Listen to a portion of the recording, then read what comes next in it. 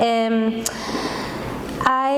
am going to focus on a number of works that I presented this year at the Sharjah Biennial. So it's kind of newer body of work. It is somehow unfolds from the Be Damned body of work, which I presented my thesis here to graduate as an MFA in 2014, and is kind of a decade-long or over a decade-long body of work that Kyo kind of unpacked a little bit in her presentation. But this new body of work that I'm calling Situamos la vida en el centro, we place life at the center, and that I believe these works that are kind of more research-based, not so much community interaction-based, is going to set the grounds for what will be presented at PST in 2024, and that's why I wanted to show them to you. I think it makes sense for me to focus on these works. So the kind of presentation is called Fuel to Fire. That's the name of one of the works. It's the last one we're going to see. It's a video-based work. And as I said, these works were commissioned by the Sharjah Art Foundation and presented in February in the Sharjah Biennial.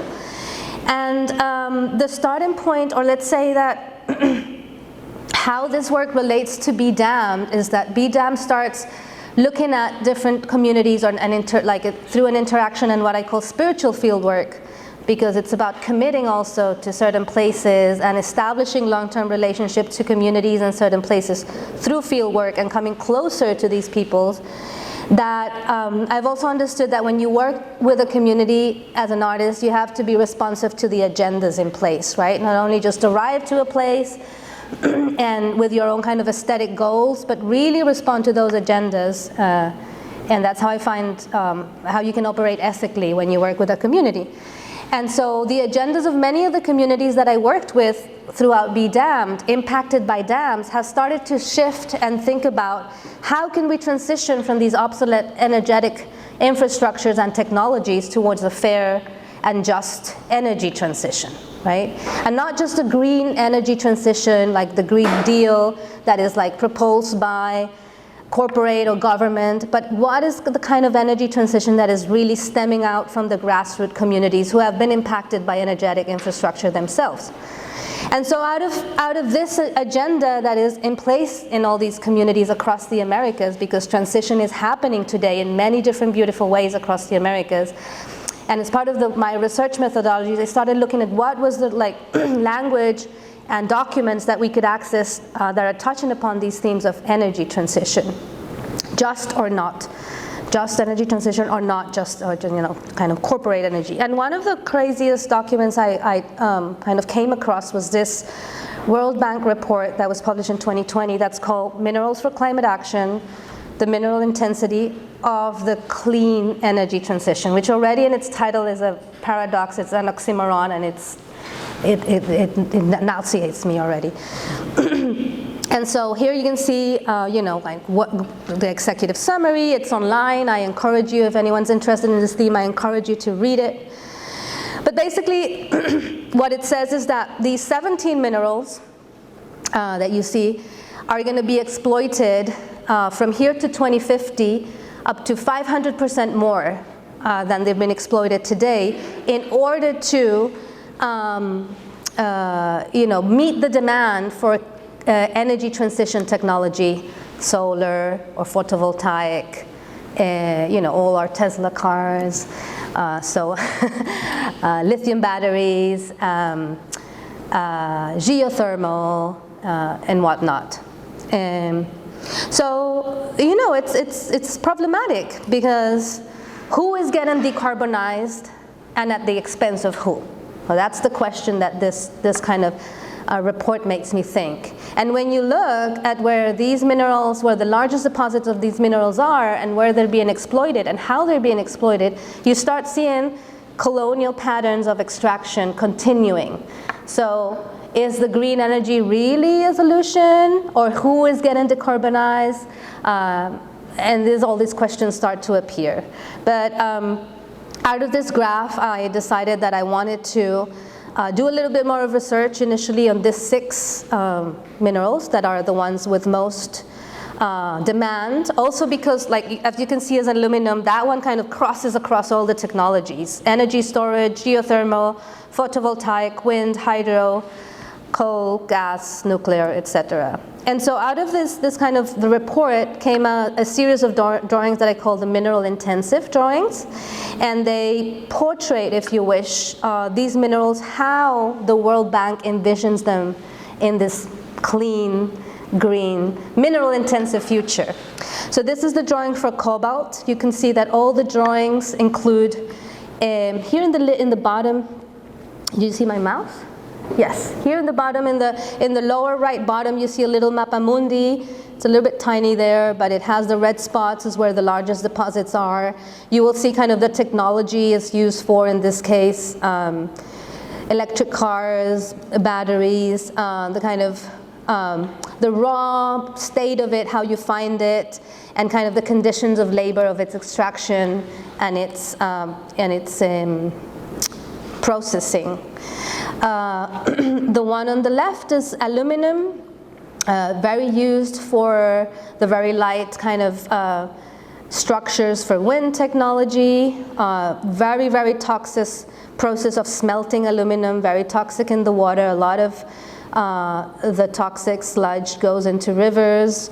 Of course, we use aluminum in all these laptops and our cell phones and our like kind of communication technologies. And here it is paired with copper, which is mostly used in energy transmission lines, so very needed in circuits and also in kind of chips for solar. Here are some details. So with copper and aluminum, I actually use aluminum leaf and copper leaf to do some of the gilding, so actually gilding over the paper. Oh, here you can see a detail of the mapamundi better. This is a detail of graphite. So this one is done with graphite, straight up. So it's, you know, the sources of these images are like coming from different places, specialized magazines, online reports, news, news sources. Uh-oh. Maybe I just need to tight it here. Okay, thank you. And how I work is like I do a very massive research of images, select some, and do a kind of collage composition, and then it's rendered into drawing. This is nickel. Here you can see an image of deep sea mining, which is also kind of a new frontier, if you want to call it that way, of mining. Nickel is used in the geothermal reactors. It's one of its great uses. And lithium. So here in lithium, actually, I decided to use a picket line image from Thacker Pass in Nevada, which is actually an active front line happening right now. It's in Diné or Navajo territory, if I'm not wrong. And the legal harassment against the people defending Thacker Pass is really crazy. They've like they call it a slap case, where it means that they have identified certain activists that lead the protest, and they cannot come close to the mine at all. If they come close, they will get a super like millionaire fine, right? So in places like Colombia, where I come from, environmental activists get killed, but in places like United States, where I lived, actually there was the first killing of an environmental activist for Stop Cop City earlier this year. But what happens here is that the legal harassment and the economic harassment to environmental activists is so horrible that it's kind of almost like a death during life, no? Because you're like totally kind of immobilized by these like legal and economic kind of charges that you get. But anyway, I'm very excited because please follow, defend Thacker Pass. They have their social media, and I was very excited because I sent them the drawing in solidarity, and they published it in the social media, and they've been using it too. So the idea also with these images is that they can support also front lines and people who are active. So this is one way that we can think about energy transition, right? Which is this World Bank view, corporate view. We need to keep producing and consuming at the same rate. The only thing that changes is the means of electricity production. We'll leave the fossil fuels in the ground, but we'll extract all these other minerals. Doesn't matter the cost or whose territory or whose communities get affected and destroyed by these extraction, no? But our relationship in minerals, this is kind of a future that's envisioned by things like the World Bank or by entities like the World Bank. But humanity has had a relationship to minerals, for millennia, right? This is not new. And we've related to minerals in many ways. So I was like, okay, let me see what are the minerals in the history of humanity can give us an idea of what happens when we go and exploit everything until exhaustion, and until everything around it and why it's produced gets contaminated. And the perfect example of that is mercury or quicksilver. And so this is another piece that was in Sharjah. So I had the calligraphy studios. Just to imagine that you would enter this kind of inner yard or internal courtyard. You would see this installation. You would go into a room and see the drawings, and then you would go into another room and see a series of amulets they'll talk about in the video, right? So they were all in conversation. But this one was the first one you saw, and is actually, if you think about the show, it's called Thinking Historically in the Present, and that was also like a prompt for me to look at this historical relationship of humanity with mercury. And this piece is called Agua Pesada, or Alma al-Thaqil, or heavy water, which is actually one of the names that alchemists, and alchemy started in the Arab world, gave to mercury. They have beautiful names. I want to bring them up, the other names that alchemists would give to agua pesada, to mercury, sorry. They would call it Hermes, the hemiplegic. They would call it the life of the bodies, the rains, the horizon, the rider, the water of the moon, the support of bodies, virgin's milk, the soul, the lightning, the water of the snake, the faint-hearted. It's beautiful. All these names are given to mercury. But I chose agua pesada because it really describes, kind of the constituency of mercury, right? And so this installation is actually thought after the biggest mine of mercury in the world, which is actually in Spain.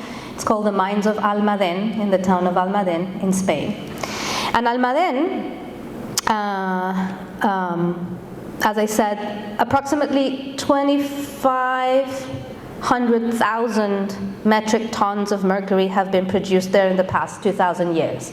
So for 2,000 years, humanity has been extracting mercury in the form of cinnabar. What you have in Almaden is cinnabar deposits, and then it has to be smelted through these hornos or furnaces. They're called the hornos de Bustamante because Bustamante was the guy who envisioned this technology. And so the cinnabar is cooked through these furnaces and then produced into quicksilver. So the name of Almaden comes from the Arabic word al-madin, that means the metal. And the sublimation of cinnabar is done through the furnaces, which is actually an alchemical technology. A furnace is a bottomless pot. So these pots are bottomless and they're connected to each other. And then there's like actually kind of ovens on each side of on each building. The Ordinance of Bustamante, they started construction in 1647. And due to the human toxicity of mercury and its byproducts, the mine has variously employed penal labor, slave labor, and prisoners of war over its long history. People would last 2 or 3 years working in this mine. So Almaden mine stopped working only in 2002, 21 years ago, due to the prohibition of mercury mining in Europe.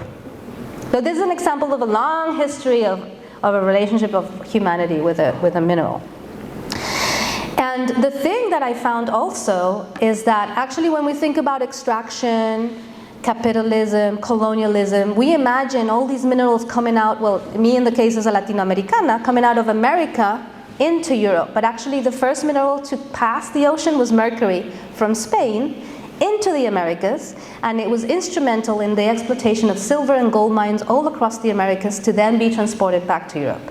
So they would cook the cinnabar, do the quicksilver, put it in mules in this crazy like pottery containers. With the mules, go all the way to Sevilla, put it in a boat, ship it here to the Americas to arrive to Cartagena or to the coast of Mexico, and then transport them back into the mines like Potosí, the biggest mine of silver in Latin America, or different mines across the Americas. So also to understand, you know, how colonialism also exists in the global north, you know, what are the Souths existing in the global north, and how mines can be understood as spaces of colonial extraction, even within colonial powers, no? So I wanted to, and here is some of the kind of original drawings of the mine that I use actually, so we could actually reproduce the furnaces at the same size. Of course, I don't have as many furnaces in the actual Hornos de Bustamante, but we managed to do 160 clay pots. And to kind of bring it also to this conversation, what we did is to inscribe a poem. It's a bilingual poem between Arab and Spanish into the pots. And the origin of this poem actually is in a word called azogue. Azogue, and the first time I actually had a relationship with this word was during the Be Damned project. Because through Be Damned, I had a lot of relationship with fisher folk affected by dams, but also with artisanal miners who wash gold in the rivers. And artisanal miners use a little dot of mercury to amalgamate the gold out of the sand when they're washing. They're very careful because they bathe and they drink, you know, so it's not the same amount like a commercial, huge, large-scale open pit mine that's like pouring tons of arsenic and mercury into the water. These are the people who are very careful. But they call it azogue, which is an old Castizo or Castellano or Spanish word, you know, and that's the way they term. So I was looking like, oh, azogue, what does it mean? And azogue is actually an Arab word, of course, that means mercurio, but it has the same etymological root than souk, than market. Mercurio, mercado. Azogue, souk. Mercury, market. So I started to imagine that there's actually this linguistic scaffolding that holds colonial and extractivism. And that's why also as artists and thinkers, the use of language is so important. And also, how do we transform language, and how do we redefine terms and think about the terms we're using that can have such a colonial and oppressive also kind of baggage, no? And so the poem is, of course, a poem in kind of mental divagation about these, of course, crisscrosses between the Spanish and Arab languages. Of course, you may know that the Spanish Peninsula had a very huge more presence and continues to kind of feed from Arab culture, for sure. And so let me read you a little bit of the poem. And the poem is written in both Arab and Spanish. But what you see is not a direct translation. It's actually a bilingual poem. Arab is a very poetic language. I don't know if there's any Arab speakers in the room. No? Okay. I collaborated with an Arab speaker to build a poem, and we found things that are super beautiful. For example, the mineral is, the word that describes mineral, or the word for mineral, is the same word for star. And the mineral is what shines underneath the earth. It's beautiful to think that the universe, that they find and they can do this connection through language between the universe and the center of the earth. And the miner is that who finds stars in the earth. It's so beautiful. So, you know, out of all this kind of poetic translations and come and forth that we were like finding through this linguistic research, we built this poem. Let me see.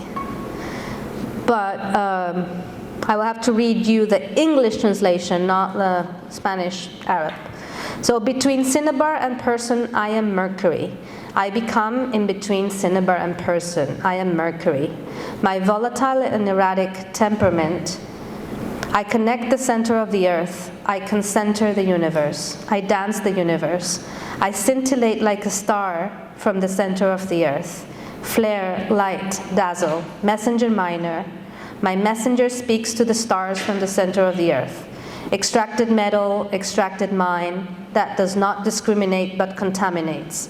I am the metal you mine, the mine you extract. I mercure, you your cure, he, her cures, we cure. I become gold and sick gold. I evaporate and burn with metals and aludel, pottery offspring, lethal alchemy, the metals ill gold. First metal, in the beginning I am metal, second money, third storehouse, fourth capital, amalgam of capital, Mercury, Mercury's market, Mercury and market. I was Mercury, now I am market and merchandise, quicksilver. Port without a door, the port, dead port, the port is dead, the mine died, the mine that kills, Minamata. Minamata, okay, I'll come into Minamata, let me finish this.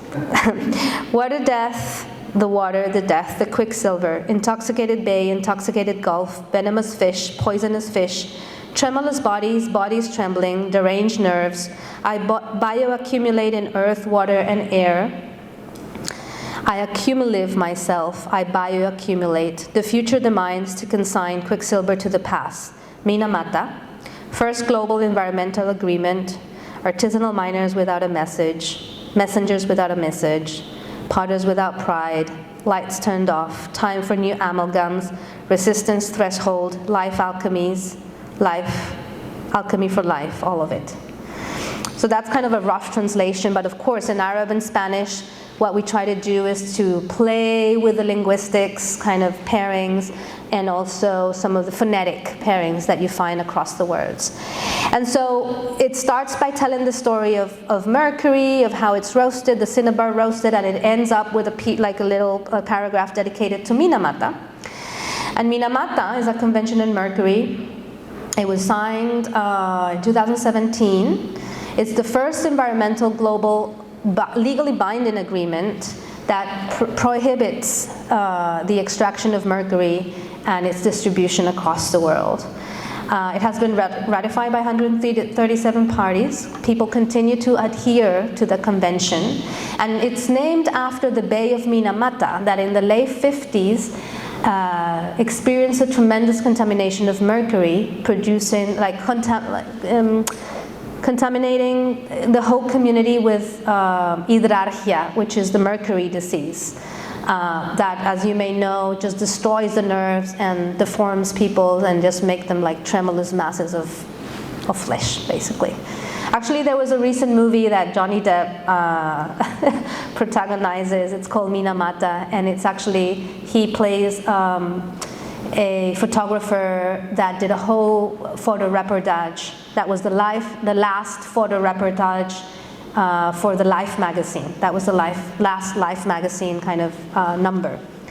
But anyways, what's important about Minamata, and that's why the convention takes its name, is that the community sues the company and actually wins. So it's the first time a whole community sues a company for mercury poisoning and actually managed to show legally that they've been poisoned because this company is just throwing mercury into the bay of Minamata.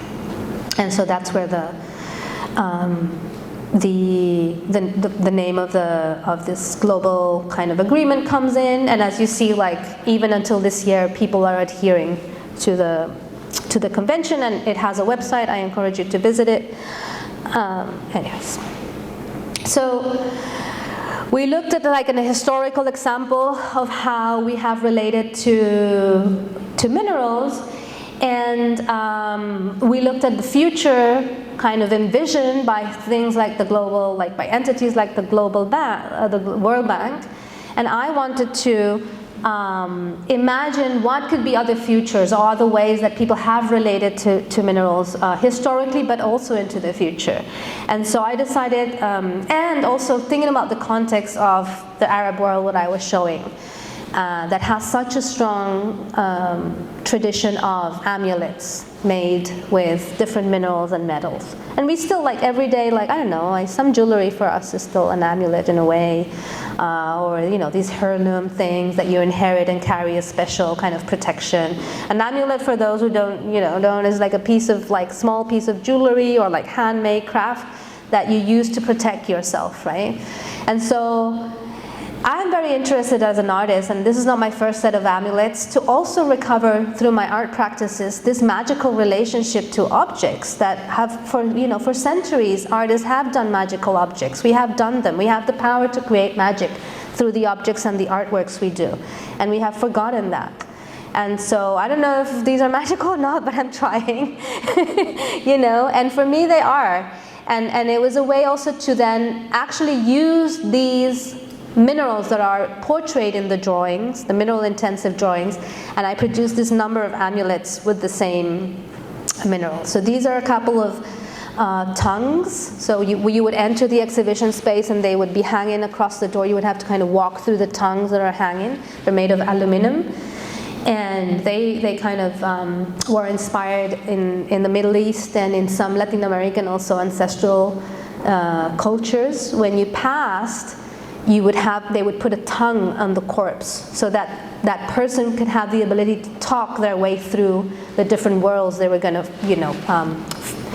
encounter after death or into the other lives, which is very different from the Greco-Roman tradition that they would put actually pennies on the eyes, so you just had to pay. No, in these other traditions you have to talk your way through, no? Negociar, you have to negotiate. So also this is kind of an amulet for people in the front lines so that they can always have the ability to talk truth and be able to convince and have their arguments very well. This is a graphite tower. It's carved out of a chunk of graphite, and it's responding to actually some of the architecture that you find around the Arab Emirates. These are called burges, or burj tower, and they are like towers that would allow you to survey the land and kind of announce if any kind of danger was coming the way of the community. These are, what you see in the top is like a kind of disc of cobalt, these kind of raw pearls. Sharjah, before it became an oil kind of leader in the world, its main economy is actually pearls. And it's a little copper piece, and it's kind of a more hanging charm, more in the tradition of Chinese or Asian hanging charms. And it actually has a little copper T, IUD, hanging on the bottom here, thinking about how infrastructure is also not something that's monumental outside our bodies, but we also have infrastructure at a bodily level.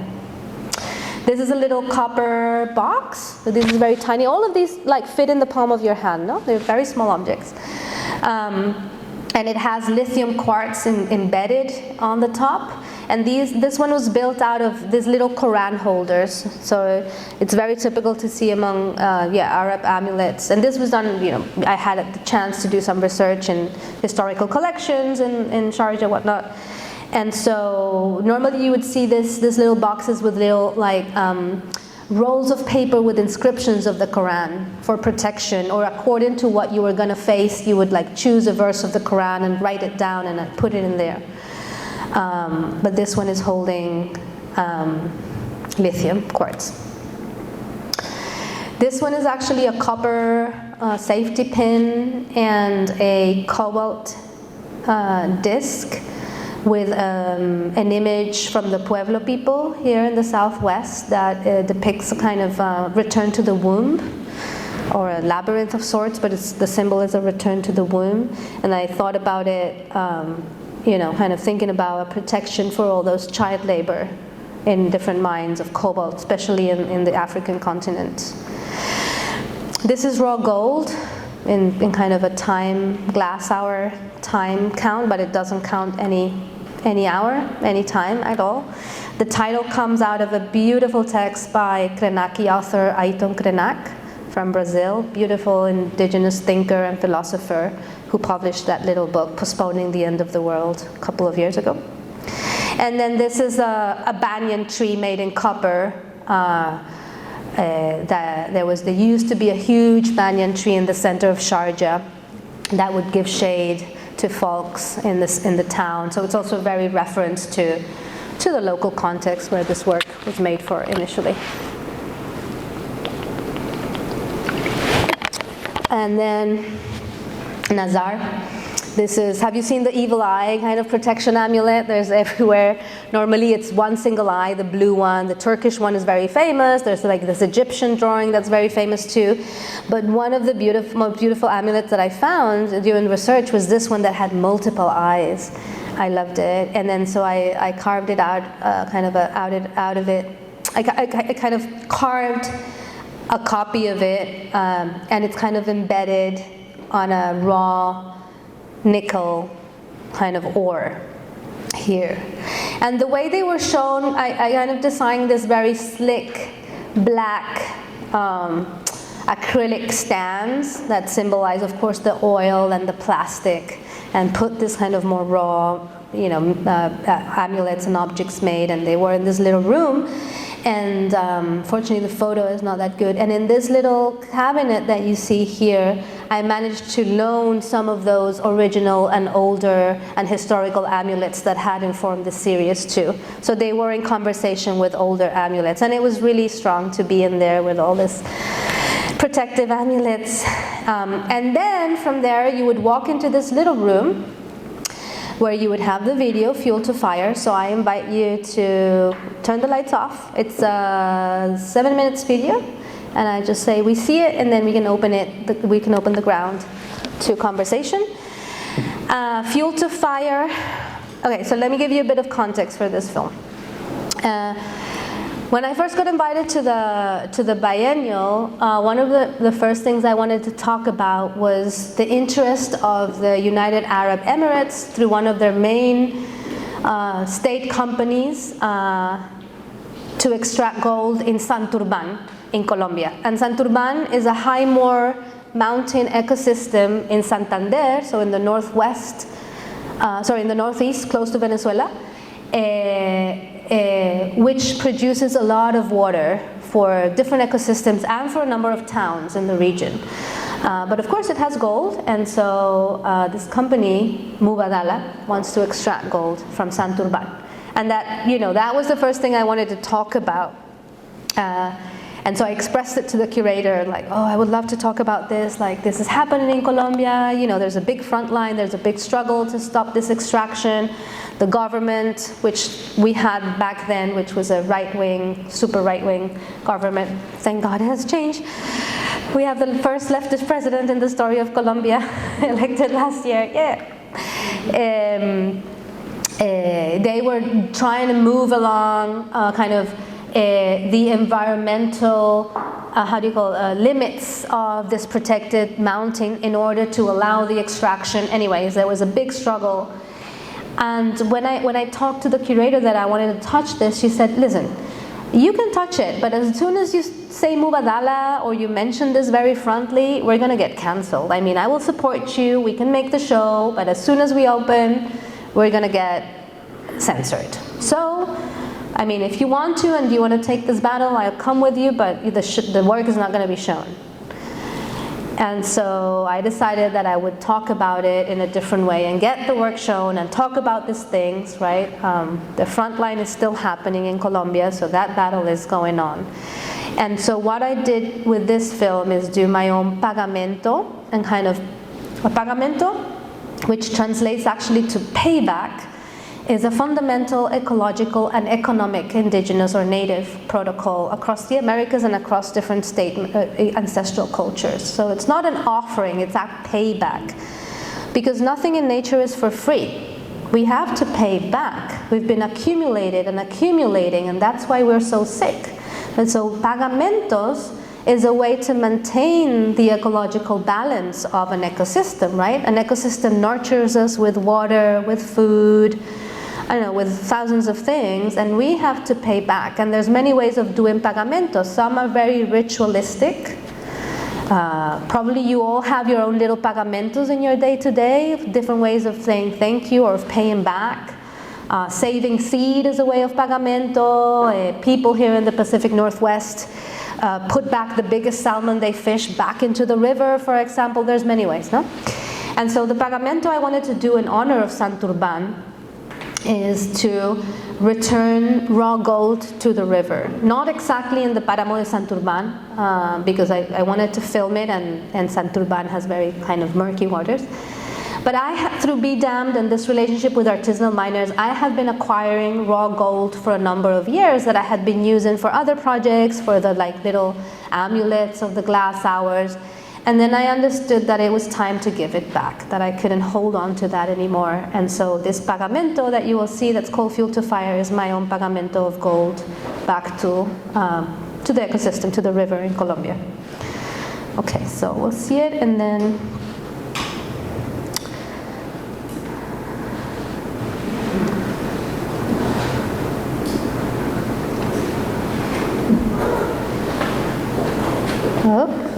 yes.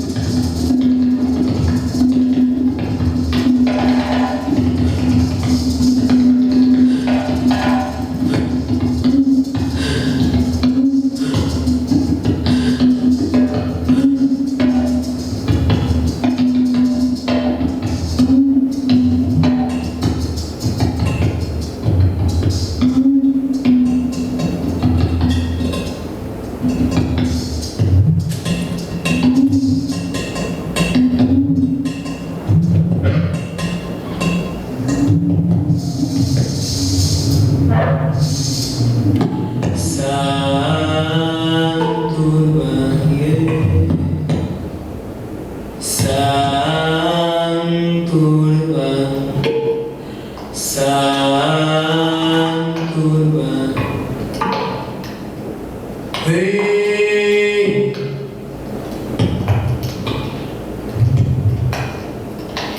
Hey, la, la, la, la, la.